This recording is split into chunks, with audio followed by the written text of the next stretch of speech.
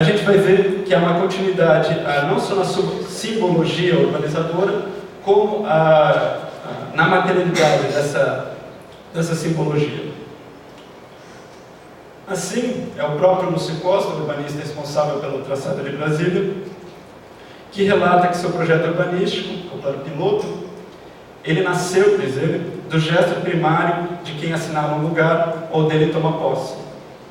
Dois eixos cruzando-se em ângulo reto, ou seja, o próprio sinal da cruz. Continua ele, trata-se de um ato deliberado de posse, de um gesto de sentido ainda desbravador, nos moldes da tradição colonial. É ele que diz isso.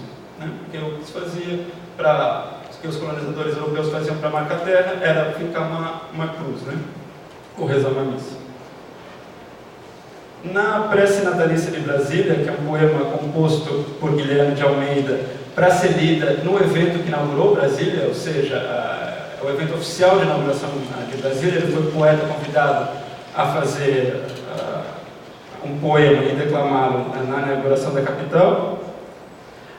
É justamente essa continuidade entre o projeto colonial e Brasília que é ressaltada, por meio da cruz.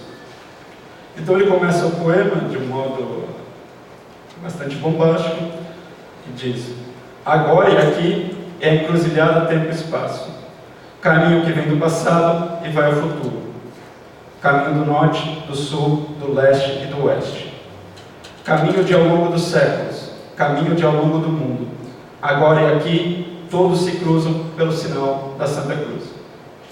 Faz poucos anos isso, né?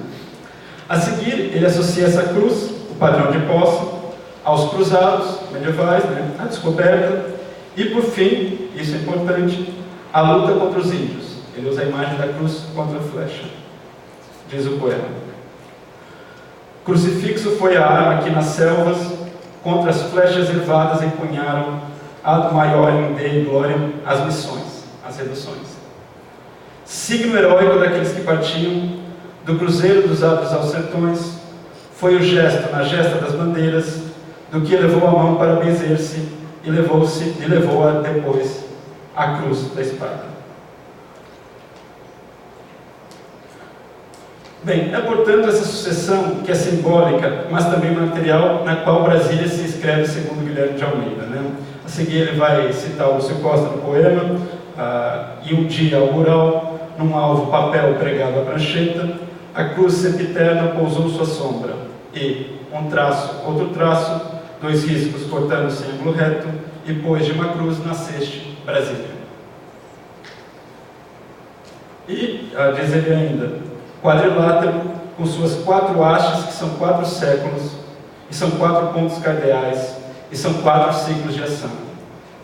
O da descoberta, o do bandeirismo, o da independência e da integração. Integração, né? Essa é a imagem para descrever Brasília, integração nacional. Bem, sendo um ápice desses 4 séculos de história, não é um acaso que a nova capital tenha excluído do traçado da cruz justamente aqueles que a traçaram. Os operários construtores da capital não ocuparam o plano piloto, não ocupam o plano piloto. A especulação os empurrou para zonas afastadas, formando as cidades satélites, produzindo aquilo que Geraldo Ferraz chamou de o fenômeno mais virulento de proliferação da favela. Ou, para dizê-lo com João Cabral de Melo Neto, no cimento duro, de aço de cimento, Brasília enxertou-se e guarda vivo esse poroso, quase canal da alvenaria, da casa de fazenda do Brasil antigo. A cidade utópica, a cidade planejada, associa-se assim ao projeto colonizador. Não há um corte entre cristianização e modernidade, entre a cruz e o avião. Pensando em Brasília, né? Trata-se de um mesmo processo de conversão dos lobos em ovelhas e das ovelhas em máquinas, em carros.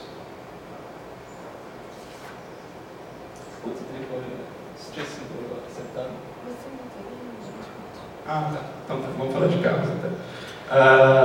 Porque se tem uma coisa que caracteriza Brasília, é aquilo que Clarice Lispector falou, de falta vital de esquinas.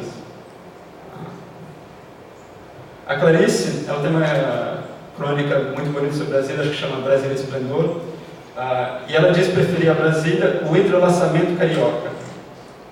E essa crônica dela é uma espécie de resposta ao poema de Jorge de Almeida, porque se ele fala que Brasília é encruzilhada do tempo e espaço, ela vai dizer que Brasília fica em lugar nenhum. É um futuro que aconteceu no passado.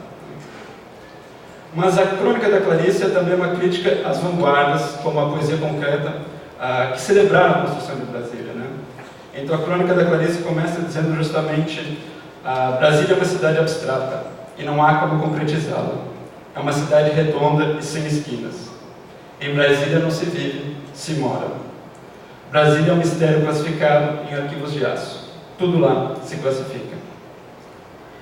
Construída durante o governo desenvolvimentista, conhecido justamente pela indução à indústria automobilística, Brasília se constituiu como uma cidade em que não só é preciso um carro para se locomover, mas ela parece mesmo uma cidade projetada para o movimento automotivo, né? Uma espécie de instanciação simbólica e urbanística da modernização. Cruz, carro, avião. Em Brasília não existe cotidiano, afirma ainda Clarice. Brasília é um aeroporto, diz ela. Puro trânsito, pura ordenação do trânsito. E aqui gostaria de sublinhar algumas críticas da vanguarda situacionista a esse modelo urbanístico, porque eram críticas emitidas à mesma época da construção de nossa capital. A vanguarda situacionista Guy Debord e companhia, né? Eu vou ler duas citações deles. A primeira delas: o desenvolvimento do meio urbano é a educação capitalista do espaço. Ele representa a escolha de certa materialização do possível, com a exclusão de outras. O trânsito é a organização do isolamento de todos. Isso é muito forte, né? Constitui o problema preponderante das cidades modernas. É o avesso do encontro. Um sugador de energias disponíveis para eventuais encontros ou para qualquer espécie de participação. E outra citação, do Guy Debord: o erro de todos os urbanistas é considerar o automóvel individual essencialmente como meio de transporte. A rigor, ele é a principal materialização de um conceito de felicidade que o capitalismo desenvolvido tende a divulgar para toda a sociedade. O tempo gasto nos transportes é um sobretrabalho que reduz a jornada de vida chamada livre. E aí vem a proposta: precisamos passar do trânsito como suplemento do trabalho ao trânsito como prazer. Bem, eu vou deixar essas citações aqui sem comentário, por falta de tempo e competência para esmiuçá-las. Apenas para apontar que não precisamos só pensar formas mais eficazes e justas de mobilidade urbana, né? Mas repensar a própria noção de mobilidade e de encontro. Pensar o trânsito não como um meio, mas como um desvio, como um mecanismo de entrelaçamento e não de engarrafamento. Bem,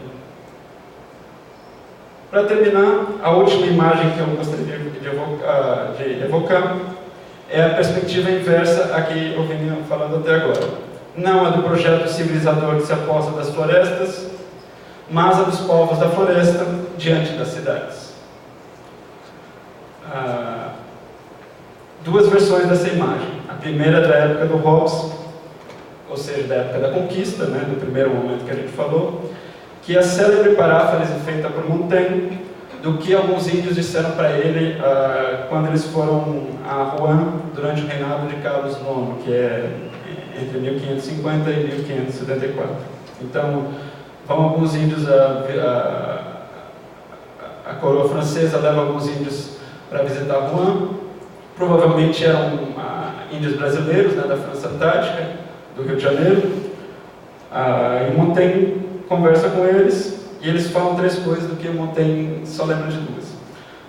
Então, Montaigne relata o que eles disseram.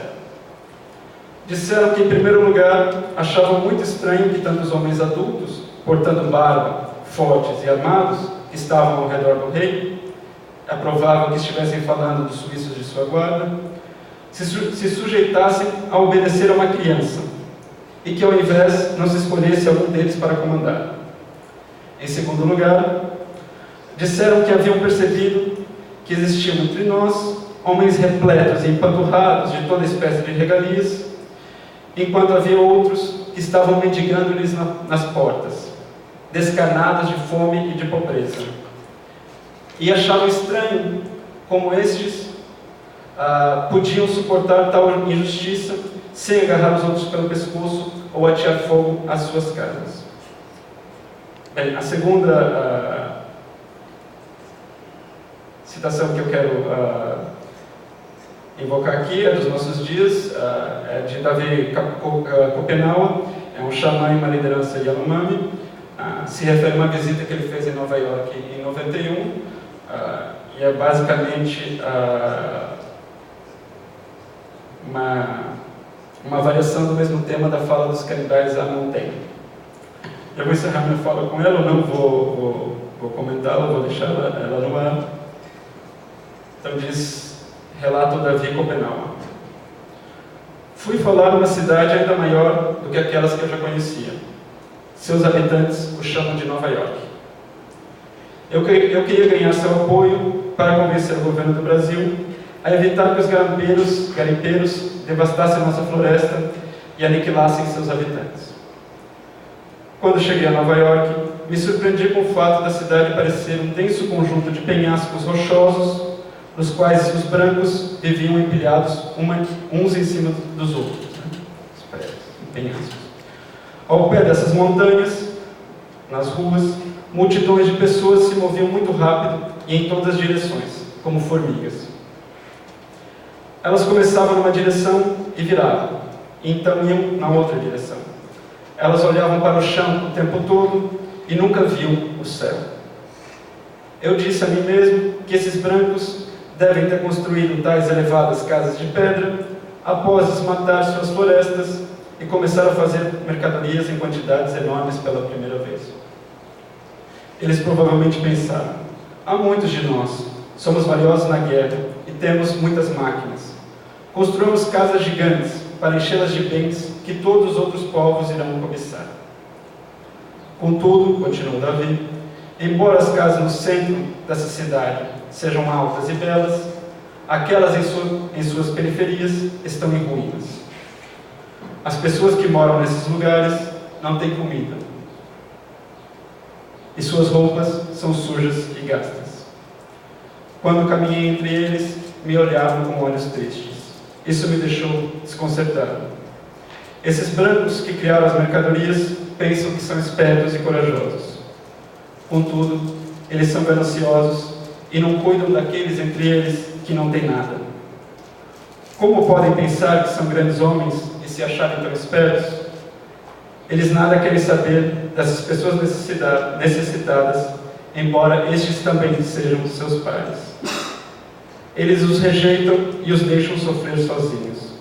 Eles sequer olham para eles e se satisfazem em deixá-los à distância e chamá-los de os pobres. Eles chegam a tomar-lhe as casas em ruínas. Isso é em 91, antes da crise imobiliária, né? Eles os forçam a acampar no descampado, na chuva, com seus filhos. Eles devem dizer a si mesmos: eles vivem em nossa terra, mas são outros povos, né? Deixemos eles longe de nós, catando sua comida do chão como cães. Já nós acumularemos mais bens e mais áreas, por e para nós mesmos. Me assustou ver tal coisa, conclui o Davi. E só mais uma, já que ainda tem um pouquinho de tempo, a terceira então, citação, um suplemento aqui, é uma citação do Thoreau, do livro Walden, que também é uma variação dessas duas, em que ele diz: no estado selvagem, a terminologia dele é antiquada, né? Toda família possui um bom abrigo, mas acho que não é exagero dizer que se as aves do ar têm seus ninhos, as raposas suas tocas e os selvagens suas tendas, na sociedade civilizada moderna, só metade das famílias possuem um abrigo. Nas vilas grandes e nas cidades, onde predomina especialmente a civilização moderna, a quantidade dos que têm abrigo próprio é uma parcela muito pequena do total. Os restantes pagam por essa roupa mais externa de todas, que se tornou indispensável no verão e no inverno, a casa, né?